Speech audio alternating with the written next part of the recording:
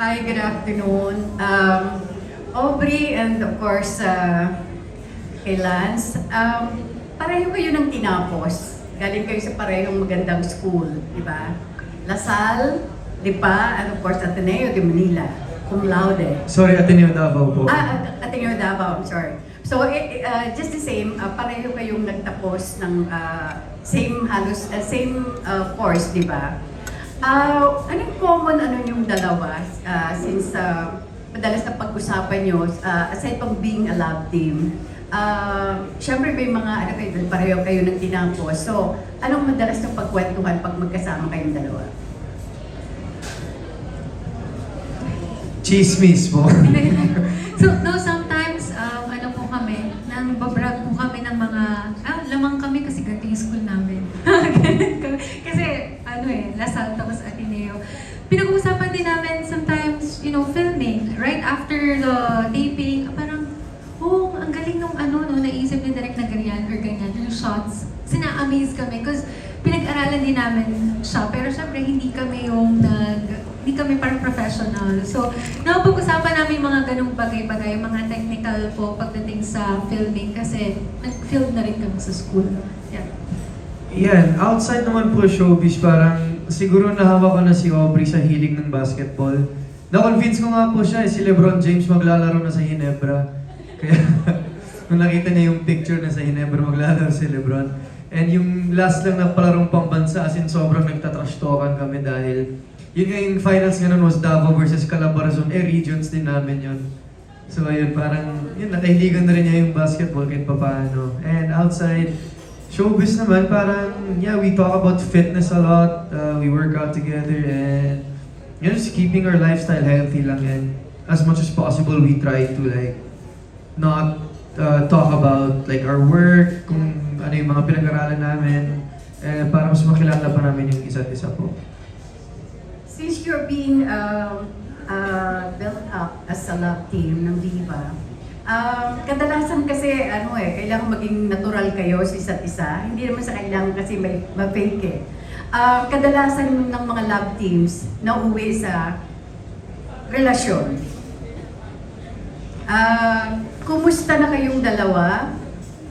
Nasa ang level na ang pagiging magkaibigan nyo?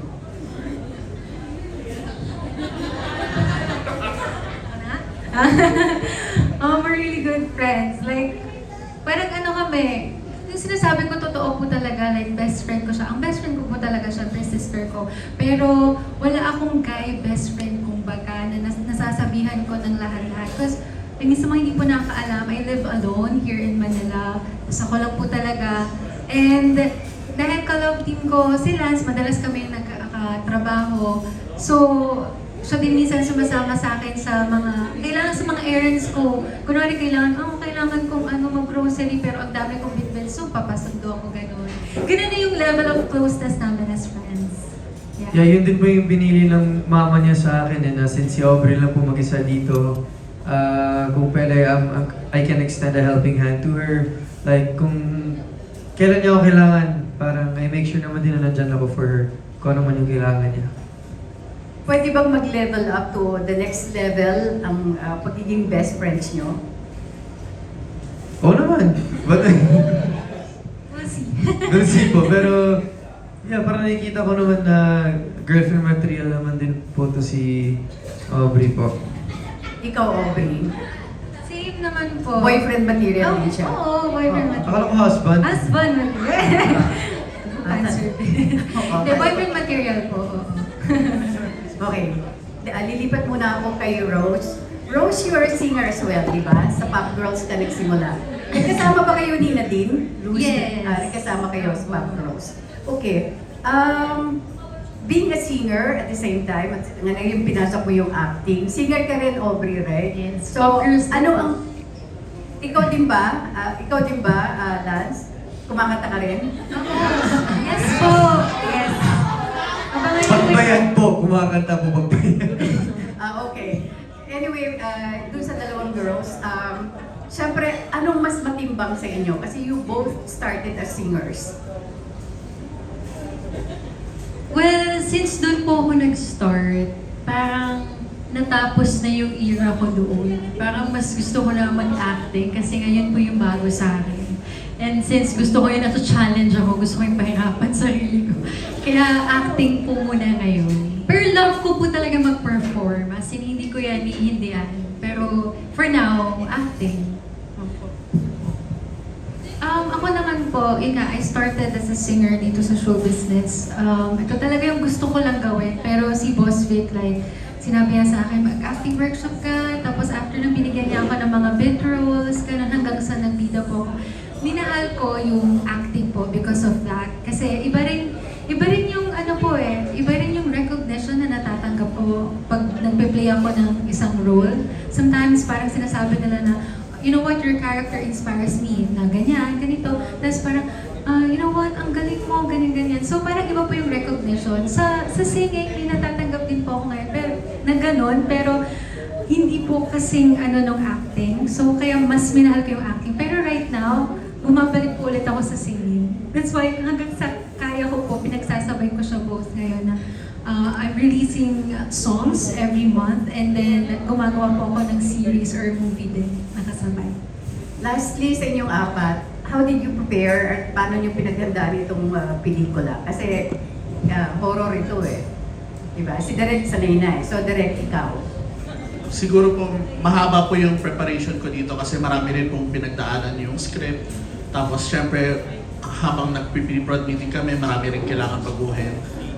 Minimake sure ko lang po talaga na bago sumalang sa set, on the day or kahit the day before, prepared na po ako. Kasi sa director nakasalalay lahat ng tao, kailangan preparado talaga yung director. Kasi kung shaky or hindi niya kabisado yung mangyayari, marami yung hindi alam yung team yung gagawin. So, minimake sure ko po na prepared akong pumupunta sa set. Alam ko yung pinanggalingan at pupuntahan ng mga ikukunan naming eksena. So, yun. Well, ako po, since konti lang po yung part ni Rosario na buhay, yun po yung finocus ko talaga.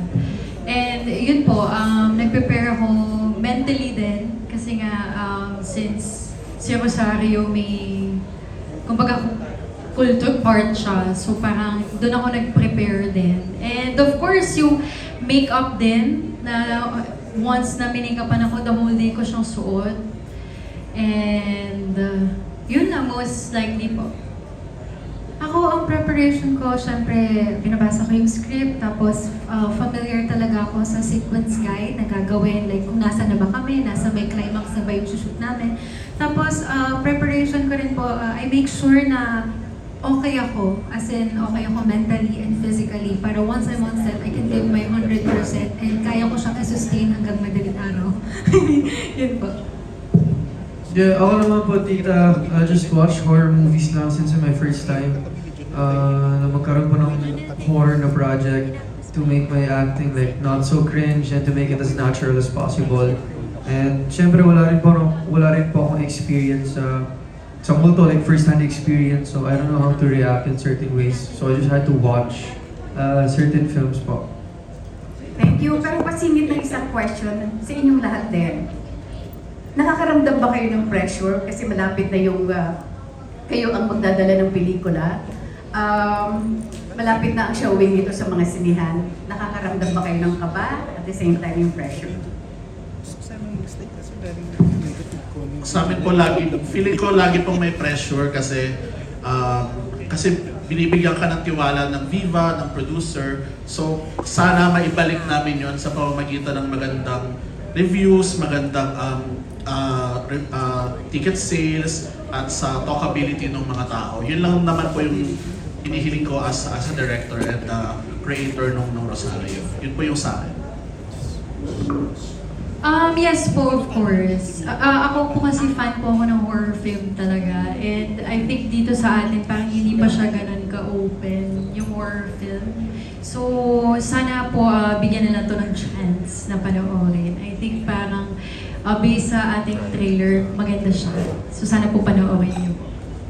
Ako, grabe yung pressure kasi alam naman po natin ang Filipino audience, syempre grabe yung expectation pagdating sa horror film. Kasi syempre yung ibang mga, what do you call this, the audiences, alam nila na, kilala ko yung actor na yan, parang, so syempre syempre, kailangan namin silang mapaniwala na na-experience namin yun, nakakatakot talaga. So, grabe yung pressure. And of course, yung tama yung sinabi ni Direk na kailangan din maibalik namin kung ano yung binigay na tiwala sa amin ng Viva, yun, magandang reviews and everything. And of course, nakaka-pressure once na big screen talaga. Siyempre, titingnan din ng mga tao, ticket sales talaga. So, yun po. Pressure talaga. Same na lang po sa lahat ng sinabi nila dito. Copy-paste So, na. tama. Anyway, good luck and congratulations. Salamat po.